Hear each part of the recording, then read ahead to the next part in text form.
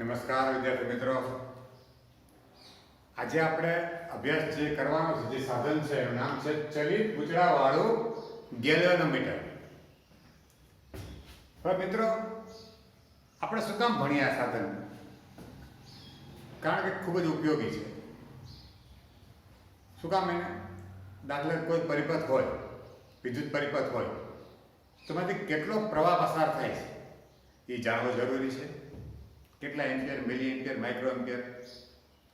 બીજું, કોઈ અવરોધ હોય તો એના બે છેડા વચ્ચે વિદ્યુત સ્થિતિમાનનો તફાવત કેટલો એ માપવાની જરૂર ઊભી થાય. તો આ બધી માપવાની જરૂરિયાત ઊભી થાય, કેમ ખબર પડે કે અવરોધના બે છેડા વચ્ચે તફાવત કેટલો છે વિદ્યુત સ્થિતિમાનનો? તો આ રાશિઓના માપન માટે આપણે એક એવા સાધનની જરૂર હતી કે જે આ રાશિઓનું આપણને માપ દેખાડે, મૂલ્ય આપણને દર્શાવે એના સ્કેલ ઉપર. તો આ માટે જે સાધન છે, પાયાનું સાધન, એ છે ચલિત પૂંછડાવાળું ગેલ્વેનોમીટર. મિત્રો, આ પાયાનું સાધન છે. પછી એમાં થોડા ફેરફાર કરીને મીટર બનાવી લ્યો, પ્રવાહ માપક બને. બીજા થોડા ફેરફાર કરો તો વોલ્ટમીટર બને, વિદ્યુત સ્થિતિમાનનો તફાવત માપે. આપણે જેવો ફેરફાર કરીએ એ મુજબ પછી સાધન બની જાય. તો પાયાનું સાધન છે ગેલ્વેનોમીટર. મિત્રો, આ સાધન છે ને બહુ સંવેદનશીલ હોય. માઇક્રો એમ્પિયર થોડોક પ્રવાહ પસાર થાય ને ત્યાં તો એનો કાંટો પૂર્ણ સ્કેલ આવર્તન થઈ જાય. પૂર્ણ સ્કેલ થોડોક પ્રવાહ માઇક્રો એમ્પિયર એકદમ સંવેદનશીલ હોય. તેમાંથી આપણે મીટર બનાવવું હોય કે વોલ્ટમીટર બનાવવું હોય, થોડાક જરૂરી ફેરફાર કરવા પડે. એ પછી ચર્ચા કરશું. પહેલાં તો સાધનની ચર્ચા કરી લઈએ, એની રચના અને એનો સિદ્ધાંત શું છે. બરાબર છે કે કયા સિદ્ધાંત ઉપર એ કાર્ય કરે છે. તો તમે જોઈ શકો મિત્રો, આમાં આ બે કાયમી ચુંબક આવેલા છે. એક ચુંબકનો આ N ધ્રુવ છે, બીજા ચુંબકનો S ધ્રુવ છે. અને એ વચ્ચે જો આપણે વચ્ચે એ અંદરનો ભાગ છે એ ત્રિજ્યાવર્તી છે, વર્તુળાકાર છે.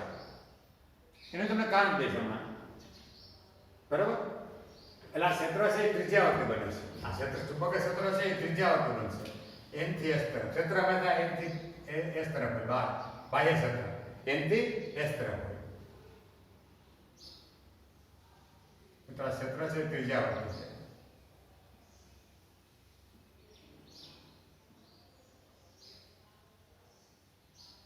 ટૂંકમાં ત્રિજ્યાની દિશામાં આમ એક ધારો સમાંતર નહીં, આમ સીધું જ નહીં, આમ આને લંબ હોય, આમ અહીંથી આમ ત્રિજ્યાવર્તી. ટૂંકમાં કેન્દ્ર તરફ આ કેન્દ્રમાંથી પસાર થાય ક્ષેત્ર રેખાઓ અહીંથી બધી. બરાબર? અને એની વચ્ચે એક નરમ લોખંડનો નળાકાર છે. એ નળાકાર રાખવાનું કારણ એ કે આ ક્ષેત્રને એક તો તીવ્ર કરે, બહુ ક્ષેત્રની તીવ્રતામાં વધારો કરે, અને આ ત્રિજ્યાવર્તી રાખવામાં પણ મદદ કરે ક્ષેત્રને. બરાબર? પછી એક સ્પ્રિંગ જડેલી છે અહીં વચ્ચે, કિલક એટલે કોઈ ખૂટી, અહીં વચ્ચે કિલક.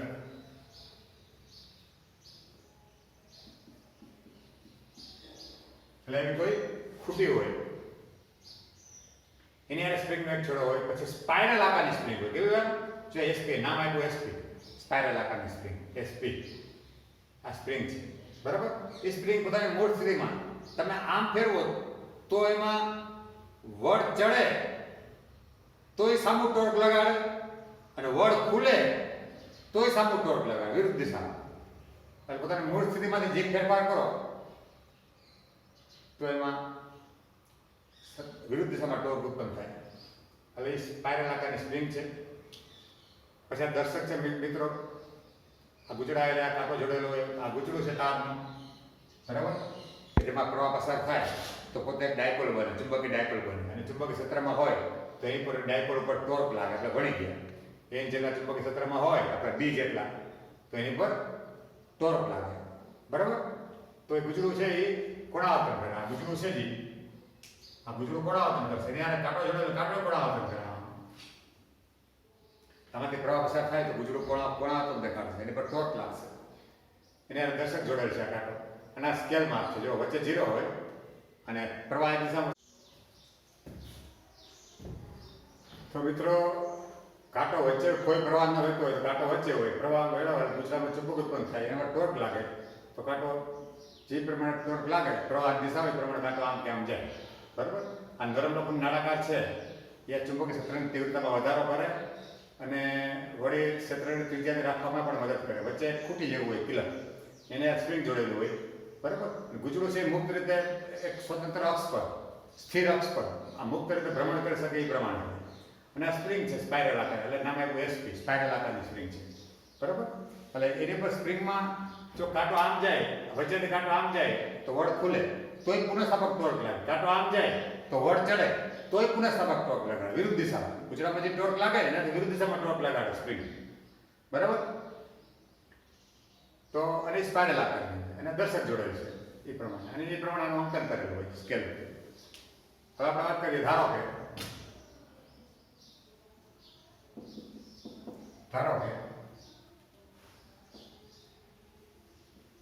ગુજરાતનું ક્ષેત્રફળ, આટાની સંખ્યા,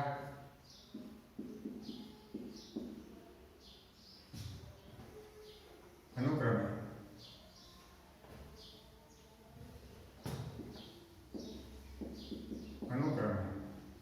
એ તથા n છે, બરાબર.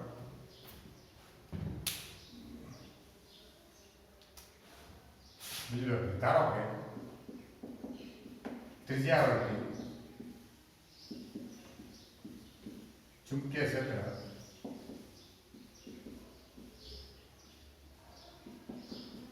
B છે.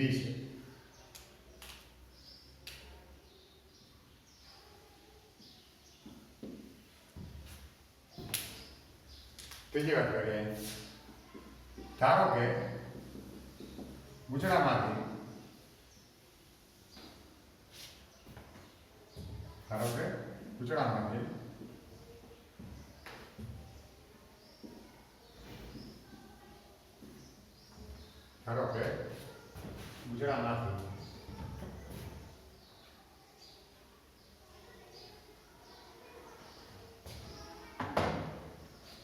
I જેટલો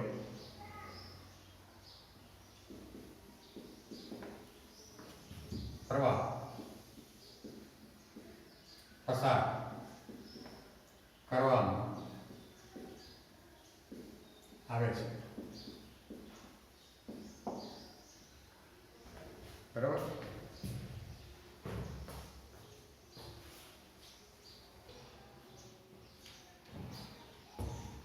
ધારો કે ગુજરાતમાંથી I જેટલો પ્રવાહ પસાર કરવામાં આવે છે. ગુજરાત પર લાગતું ટોર્ક, ગુજરાત પર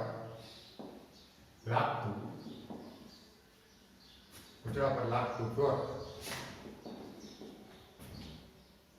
ટો બરાબર NAIB sin θ, બરાબર. આપણે ભણી ગયા સૂત્ર અહીં θ બરાબર π/2 એટલે કે 90. કારણ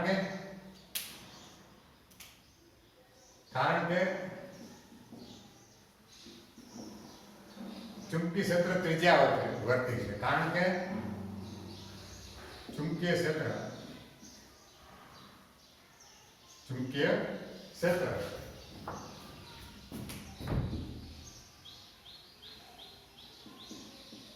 ત્રિજ્યાવર્તી.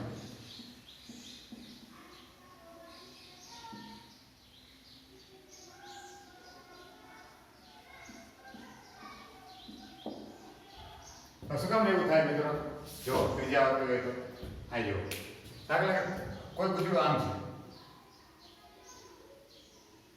બરાબર. તો એને ક્ષેત્રફળ સદિશ આ રીતે હોય એ, તો આને લંબ ક્ષેત્ર મળી જ જોઈએ આમ ત્રિજ્યાવર્તી.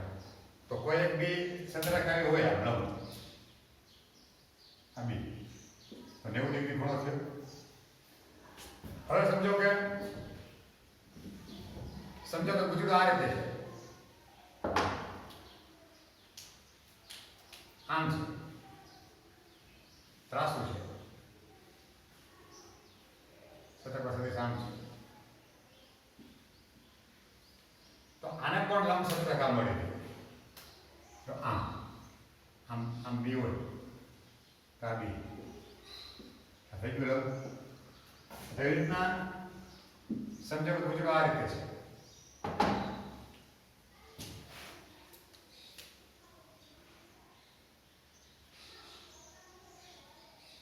આ એ છે. તો આને પણ લંબ સતર્કા મળી ગઈ. તો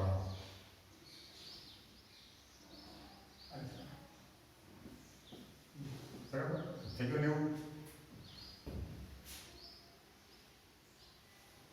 તો દરેક વખતે ખૂણો 90 જ બન્યો હોય થીટા ભાઈ માટે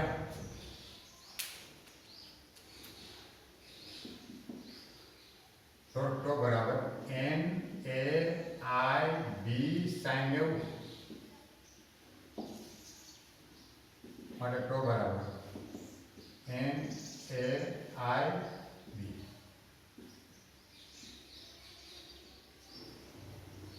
પરિણામ બરાબર. હવે મિત્રો આ ટોર્ક જે લાગે આમ કે આમ સ્પ્રિંગ એનાથી વિરુદ્ધ દિશામાં ટોર્ક લગાડે છે, જેને પુનઃસ્થાપક ટોર્ક કહેવાય. બરાબર.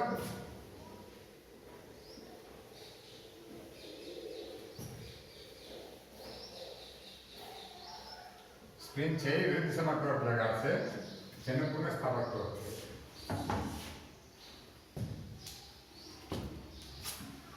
હવે સ્પ્રિંગ દ્વારા લાગતું પુનઃસ્થાપક ટોર્ક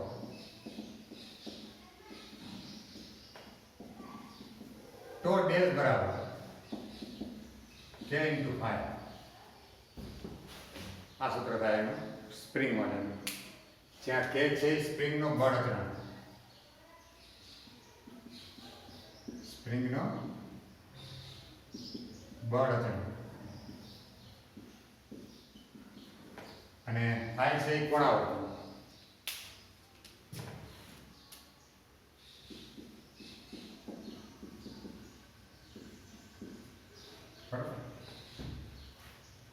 હવે એક સ્થિતિ એવી આવે ગુજરાતનું ટોર્ક આમ હોઈ શકો છો. ગુજરાત ટોર્ક છે એ ગુજરાતને આમ લઈ જવા પ્રયત્ન કરે અને સ્પ્રિંગ છે એને વિરુદ્ધ દિશામાં આમ ટોર્ક કરે. તો બેયનું જે સમતોલન થાય, બેયના મૂલ્ય સમાન થાય ત્યારે કોણાવર્તન સ્થિર થઈ જાય. કોણાવર્તન શું થઈ જાય? કાંટો અટકી જાય, સ્થિર કોણાવર્તન થઈ જાય. ત્યારે બેયના ટોર્ક સમાન હોય, એકબીજાને સમતોલ. લખી શકું સ્થિર કોણાવર્તન માટે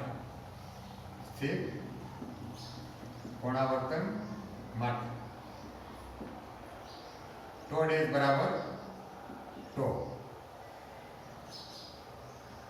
માટે ટો ડેશ એટલે કેટલું છે? હું આને પરિણામ 2 કહું. પરિણામ 2 પરથી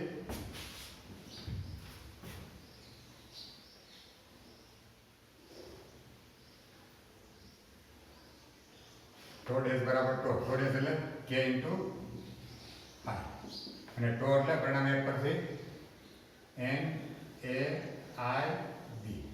બરાબર. આ મૂલ્ય મૂક્યા આના કારણ પરિણામ 1 અને 2 પરથી હું ફાઈને કરતા બનાવું.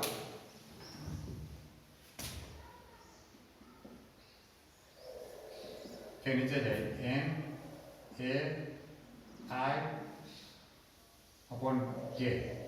પેલા b ભેગો થયેલો હોય n a b.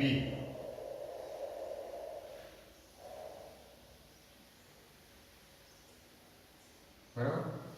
અને આ પછી અને કે ક્યાં ગયો? નીચે. મિત્રો જો અહીંયા n અચળ છે, a અચળ છે, આટાની સંખ્યા અચળ હોય, ગુજરાતનું ક્ષેત્રફળ અચળ હોય, ત્રિજ્યા ચુંબક ક્ષેત્ર અચળ, બળ અચળાંક સ્પ્રિંગનો એ અચળ હોય, તો આ નામ કહી શકું માટે ફાઈ સમપ્રમાણ I. ફાઈ સમપ્રમાણ I. આમ કહી શકાય કે નહીં? મતલબ છે કોણાવર્તન છે એ ગુજરાતમાંથી પસાર થતા પ્રવાહના સમપ્રમાણમાં હોય. આનો સિદ્ધાંત છે. આ શું છે એનો સિદ્ધાંત? તમારે સિદ્ધાંત લખવો હોય તો આમ લખી શકો. મારે સિદ્ધાંત લખવો હોય તો હવે લખી શકો.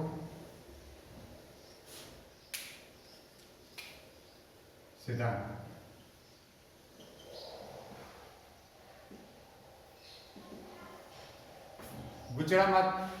ગુજરાતનું થતું કોણાવર્તન અથવા ગુજરાતનું કોણાવર્તન ગુજરાતનું કોણાવર્તન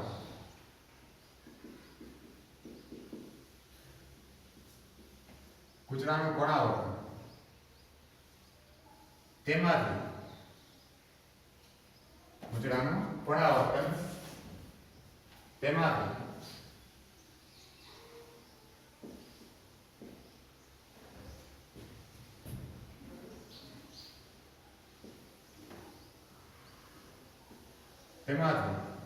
પસાર થતા પ્રવાહના વિદ્યુત પ્રવાહના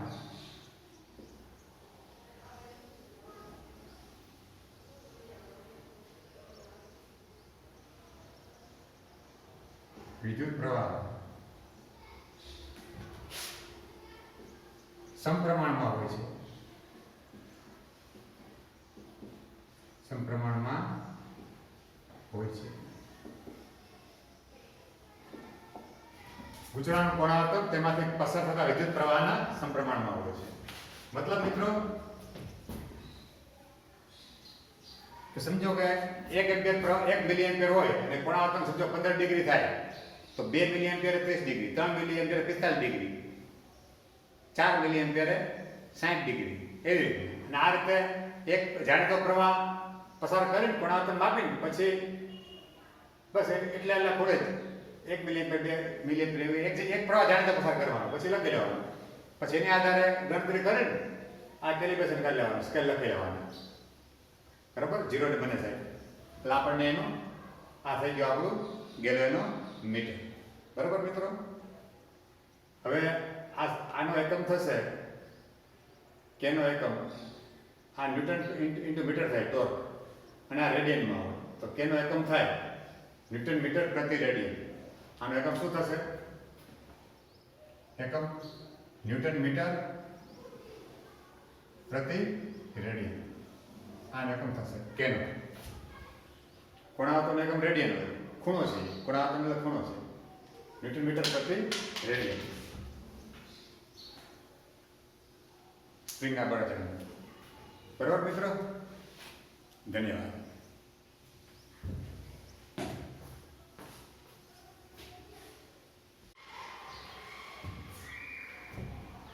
નમસ્કાર વિદ્યાર્થી મિત્રો. મિત્રો આપણે દાખલો સ્વાધ્યાયનો 4.10 લઈએ એ પહેલા આપણે આ બે મુદ્દા સમજવા જરૂરી છે. ગેલોમીટર કે એમીટર હોય કે વોલ્ટમીટર હોય, બરાબર? ગેલોમીટર હોય કે એમીટર હોય, ખાસ કરીને પ્રવાહ માપો તો એની પ્રવાહ સંવેદનતા કેટલી, અને વોલ્ટમીટર જો હોય તો એની વોલ્ટેજ સંવેદનતા કેટલી. બરાબર? એટલે આ બે છે એનો મતલબ શું, એનું સૂત્ર શું આપણે સમજીએ. વોલ્ટમીટર હોય તો વોલ્ટેજ સંવેદનતા, પ્રવાહ માપક હોય તો પ્રવાહ સંવેદનતા. બરાબર? તો કોઈ પણ મીટર હોય તો ગુચડતો હોય અને ગુચડા ઉપર આધારિત છે આ દાખલો. બીજો પ્રવાહ સંવેદનતા લેશે. આપણે પાસે સૂત્ર મિત્રો આવું હતું, જો પ્રવાહ કે ભાઈ ફાઈ સમપ્રમાણ. બરાબર?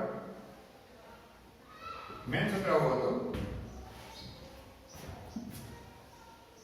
કે ફાઈ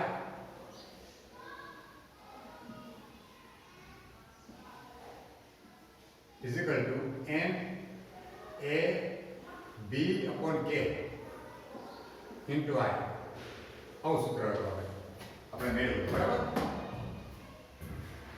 આ કોણાવર્તન છે, આ પ્રવાહ છે, આ અચળ છે, આ સ્પ્રિંગનો બળતણ છે, આટાની સંખ્યા, આ ક્ષેત્રફળ ગુજરાતનું સમતલ, બી છે ત્રિજ્યાવર્તી ચુંબક ક્ષેત્ર. મિત્રો આ નામ કરો. પ્રવાહ સંવેદનતા અહીં પ્રવાહ સંવેદિતા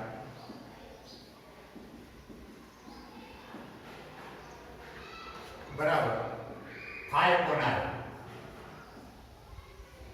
upon r બરાબર આ નીચે લઈ જાઓ તો NAB upon K દ્વારા વ્યાખ્યાયિત છે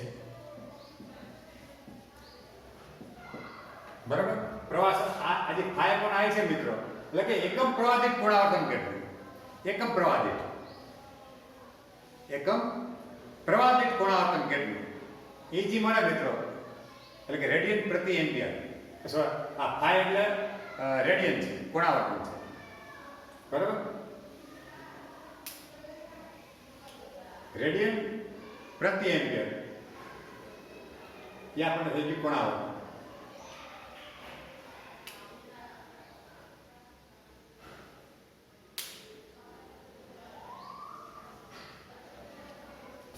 બરાબર તો આ દ્વારા એકમ પ્રવાહ દીઠ પુનરાવર્તન એને આપણે કહેવાય પ્રવાહ સંવેદિતા એને આપણે કહીએ છીએ પ્રવાહ સંવેદિતા બરાબર હવે એ રીતે અહીં વાત કરીએ આપણે આ સૂત્ર આપણી પાસે છે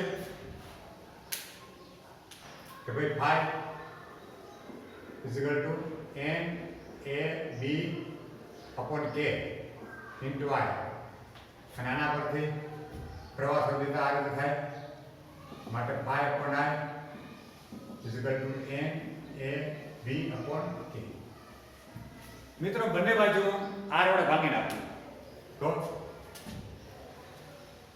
અહીં વોલ્ટેજ સંવેદિતા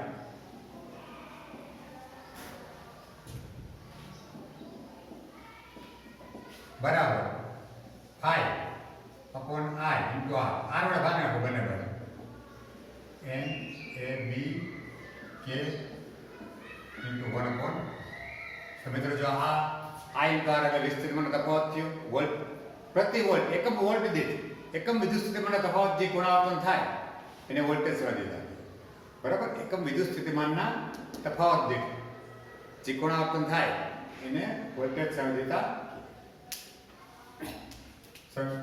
બરાબર દ્વારા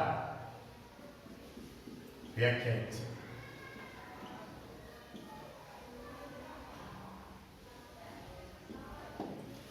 બરાબર મિત્રો આ સૂત્ર યાદ રાખશું પ્રવાહ સંવેદિતા એટલે માત્ર NAB upon K જ આવે છે voltage સંવેદિતામાં NAB upon K into 1 upon R આ બે સૂત્રો આપણે પ્રવાહ સંવેદિતા અને વોલ્ટેજ સંવેદિતાના સૂત્રો આપણે યાદ રાખશું મિત્રો પ્રવાહ સંવેદિતા સંવેદના મતલબ શું કે છોટોમાં છોટો પ્રવાહ હોય એકદમ સૂક્ષ્મ પ્રવાહ ઓછો પ્રવાહ તો પણ પુનરાવર્તન તમને સારું દેખાય તો પ્રવાહ સંવેદિતા વધારે એકદમ ઓછા વોલ્ટેજ હોય તો પણ પુનરાવર્તન સારું દેખાય તો એની વોલ્ટેજ સંવેદિતા સારી કહેવાય મતલબ વોલ્ટેજ સંવેદિતા વધારે છે એનો મતલબ કે ઓછામાં ઓછા વોલ્ટેજ માટે પણ પુનરાવર્તન સારું છે પ્રવાહ સંવેદિતા વધારે મતલબ ઓછામાં ઓછા પ્રવાહ માટે એકદમ ઓછા પ્રવાહ માટે પણ પુનરાવર્તન સારું છે એટલે ઓછો પ્રવાહ પણ માપી શકાય વ્યવસ્થિત અને ઓછા વોલ્ટેજ પણ માપી શકાય જો વોલ્ટેજ સંવેદિતા વધારે હોય અને ઘણો ઓછો પ્રવાહ પણ માપી શકાય જો પ્રવાહ સંવેદિતા વધારે હોય બરાબર એટલે એકદમ નાના પ્રવાહ માપવા હોય તો પ્રવાહ સંવેદિતા સારી હોવી જોઈએ વધારે હોવી જોઈએ એકદમ નાના વોલ્ટેજ માપવા હોય તો વોલ્ટેજ સંવેદિતા વધારે હોવી જોઈએ સારી હોવી જોઈએ બરાબર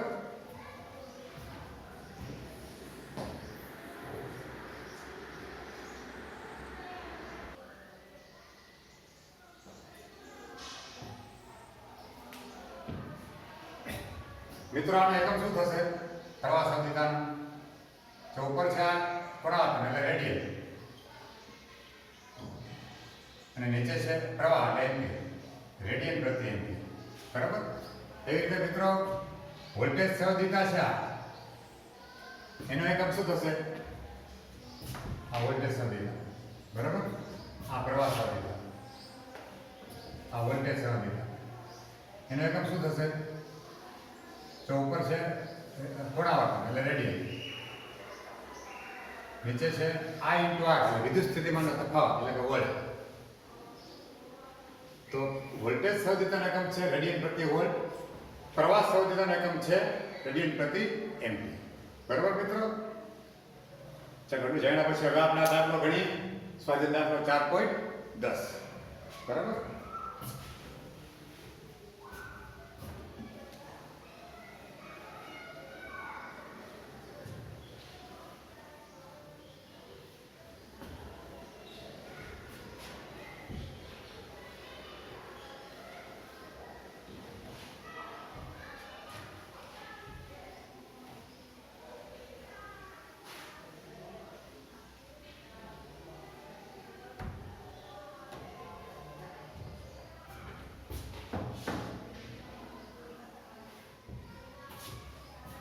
હવે જો મિત્રો અહીંયા આપણે શું કીધું છે, પ્રવાહ સંવેદિતા નો ગુણોત્તર બે માટે, એમ અને એમ માટે, અને વોલ્ટેજ સંવેદિતાના ગુણોત્તર બંને માટે શોધવાનું છે. બરાબર, બહુ સરળ દાખલો છે. બરાબર,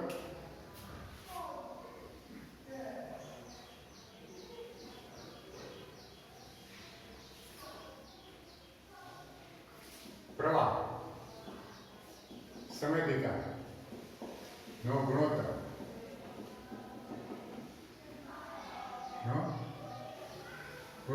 બરાબર M1 ની પ્રવાહ સંવેદિતા છેદમાં M1 ની, એટલે ગુજરાત M1 ની પ્રવાહ સંવેદિતા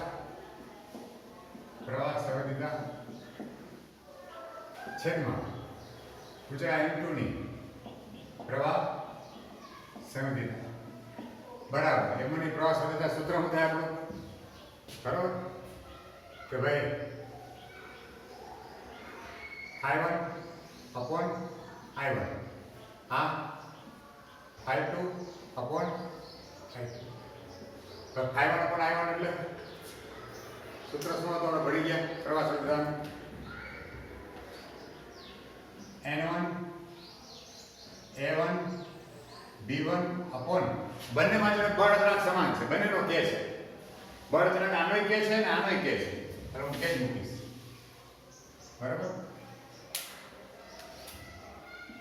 આનું N2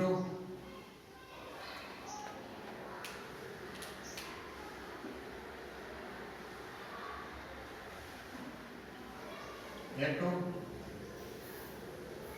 N2 A2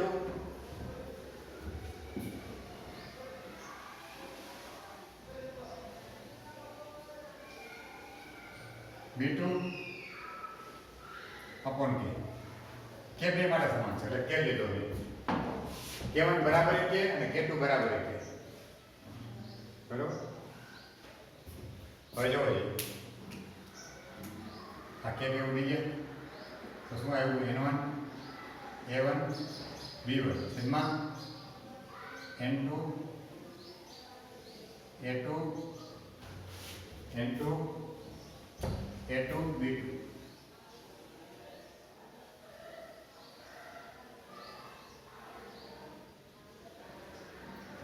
તો આપણે જો N1 ખબર છે, A1 ખબર છે, B1 ખબર છે, N2 ખબર છે, A2 ખબર છે, B2 ખબર છે, મૂકી દો અને જવાબ લેવો. બરાબર, ગુણોત્તર છે આનો એકમ નહીં હોય,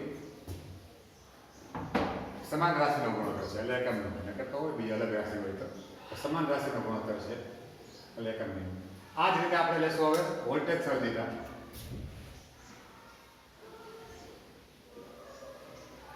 વોલ્ટેજ સંવેદિતા નો ગુણોત્તર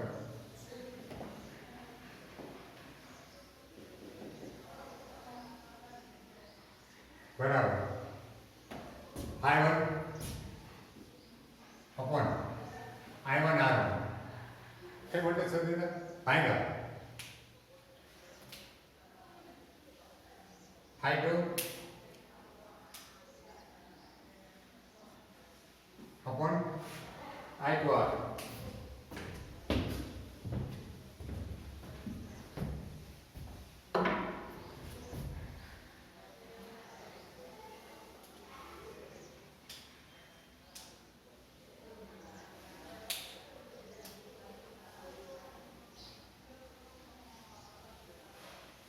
I2 upon I2 બરાબર. હવે આ શું આવ્યું તો આપણે ખબર છે, N1 A1 B1 upon K into 1 upon R1. Sir આ શું હતું? N2 A2 B2 upon K into 1 upon R. તો અહીં જુઓ તમે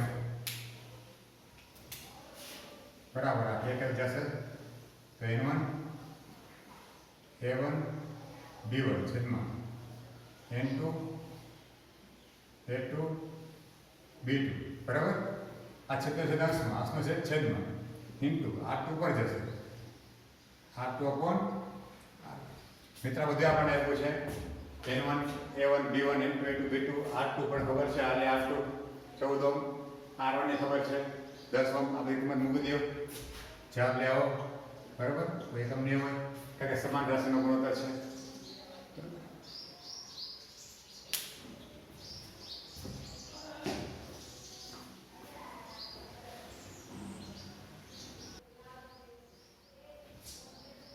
મિત્રો સ્વાધ્યાય દાખલો 4.11 માં આપણે જાય તો તમને એક ઓરડો છે, એમાં ચુંબક ક્ષેત્ર આપેલ છે, સમજો. બરાબર, આ દિશામાં 6.5 ગોસ અને એક ગોસ એટલે 10⁻⁴ થશે.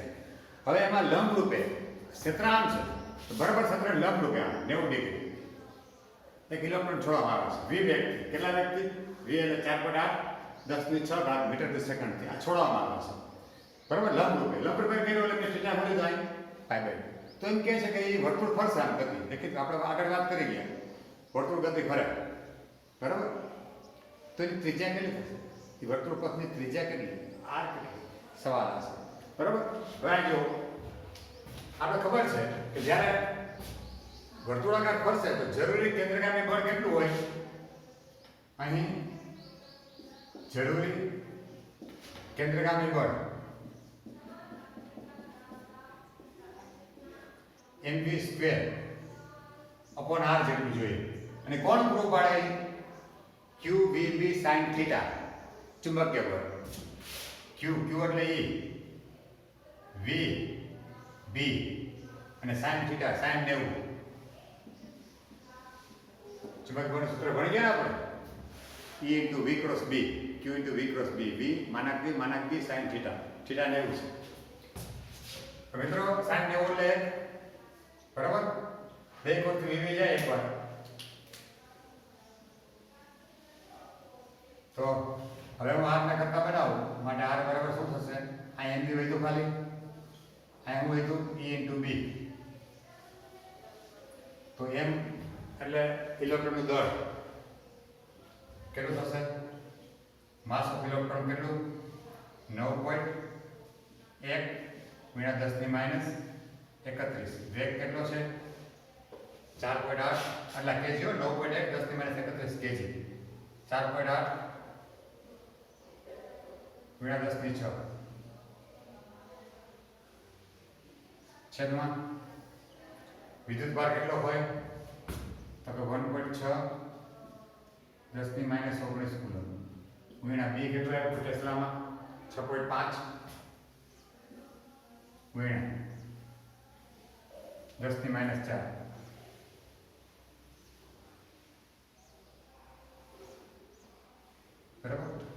બરાબર, આ જવાબ લેવો તમે મીટર. બહુ સરળ દાખલો છે. બરાબર મિત્રો, આ દાખલો સ્વાધ્યાય દાખલો 4.12 છે, આની ઉપર જ છે. બરાબર, અને આધાર જ ગણવાનો છે, આ ડેટા લેવાનો છે. માત્ર એમાં આવૃત્તિ શોધવાનું કીધું છે આપણે. શું મેળવવાનું કીધું છે? આવૃત્તિ. કે છે ને કે ભાઈ આવૃત્તિ શોધો, ઇલેક્ટ્રોનના ભ્રમણની આવૃત્તિ શોધો. હવે જોવો મિત્રો, આપણી પાસે સૂત્ર છે આવર્તકાળ બરાબર શું થાય? પહેલા તો ઝડપ v બરાબર અહીં v બરાબર એક આંકડો એટલે 2πr ફરી કાંઈક આવર્તકાળ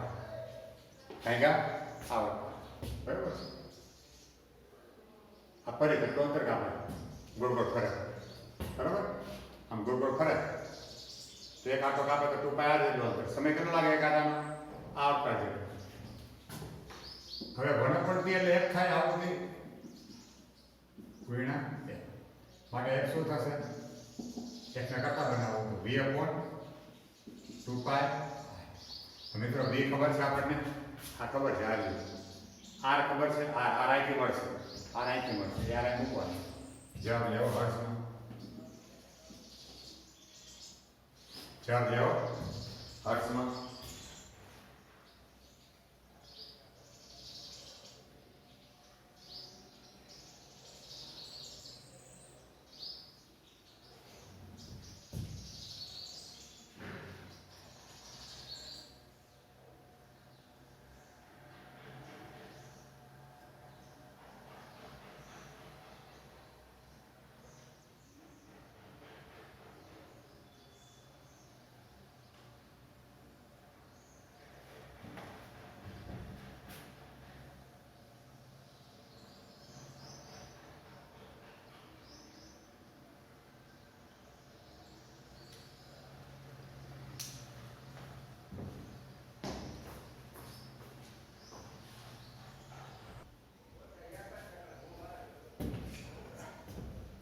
મિત્રો આમે ચાલે હજી તમારે કદાચ આર જોઈતો ન હોય અને આની જગ્યાએ આપણે બીજું મૂકવું હોય તો જે આપણે આગળ વધારી શકીએ આ રીતે દાખલો ગણી શકીએ જો કે ભાઈ v અપોન 2 પાઈ આર આર એટલે એવું આપણે જો mv અપોન ev આર એટલે mv upon e into v બરાબર આ છે તો હવે એમાંથી તમને કીધું v જાય ઉપરની છે તો આ સૂત્ર શું થયું EB ઉપર છેદનો છેદ ઉપર છેદમાં એમ બધું 2 પાઈ મિત્રો એને ખબર છે 1/6 10 ની -19 ઘાત કુલમ B ખબર છે ઇલેક્ટ્રોન દળ ખબર છે હે ને આ જવાબ દેવો હર્ટ્ઝનો અમે ચાલે આના પછી આપણે એક વાર પડે લાભ એ થાય કે જો આ સૂત્રમાં છે ક્યાંય વેગ આવતો નથી v ક્યાંય નથી મતલબ કે આવૃત્તિ છે એ વેગ આધારિત નથી આમાં જે એની ભ્રમણની આવૃત્તિ છે એ વેગ પર આધારિત રાખતી નથી બરાબર ચાલો હવે કિશન દાખલામાં જઈએ આપણે મિત્રો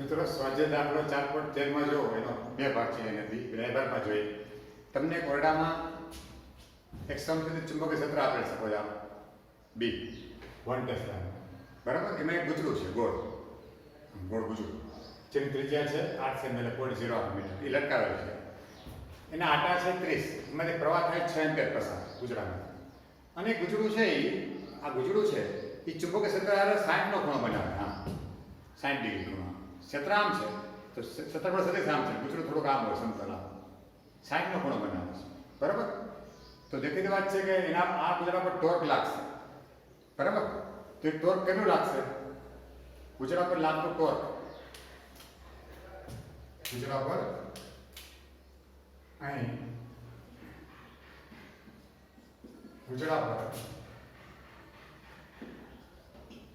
અહીં ગુજરા પર લાગતું ટોર્ક ગુજરા પર લાગતું ટોર્ક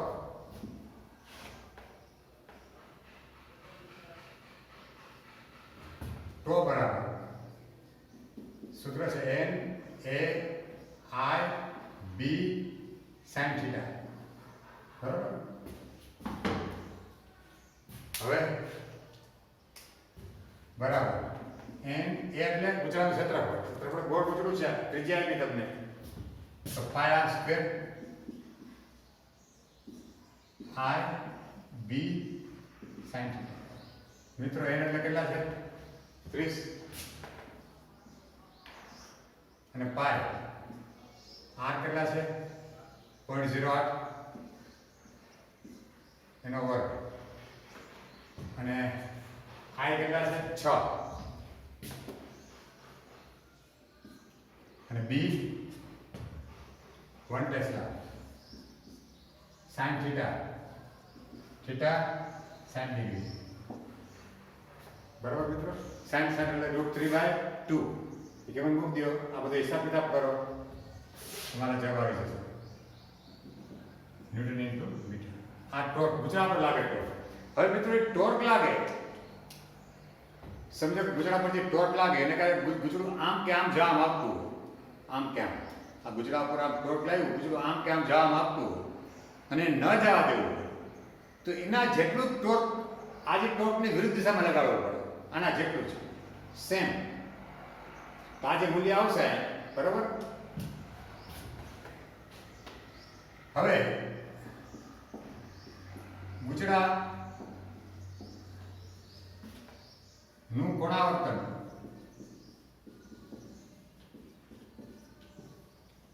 ન થવા દેવા માટે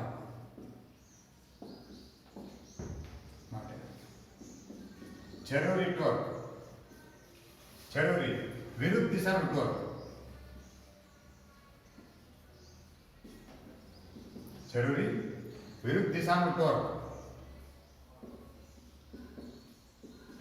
ટો ડેશ બરાબર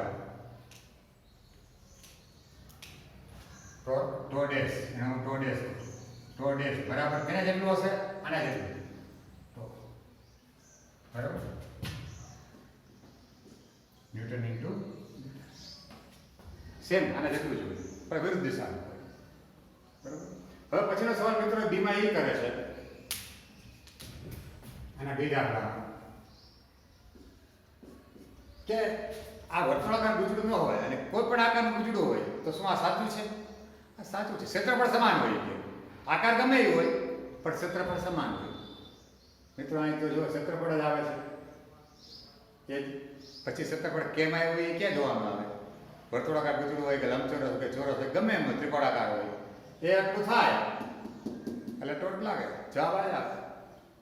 બરાબર એવું લખતો નથી જવાબ તો પૂછ્યું છે કે કોઈ પણ આકારનું ગુંચડું હોય કોઈ પણ આકારનું ક્ષેત્રફળ સમાન હોય પણ આકાર ગમે એ હોય તો એટલું જ ટોર્ક જરૂરી છે વિરુદ્ધ દિશામાં એનું ખૂણાંતર અટકાવવા માટે. હા એટલું જ જરૂરી છે સેમ કારણ કે ક્ષેત્રફળ જરૂરી છે. એ ક્ષેત્રફળ ક્યાં આકારનું છે એ જરૂર નથી ગમે આકાર હોય ને ક્ષેત્રફળ એ જોઈએ એટલે એનું ખૂણાંતર થાય ને રોકવા માટે વિરુદ્ધ દિશામાં એટલું જ પાછું ટોર્ક લગાવવું પડે. ધન્યવાદ.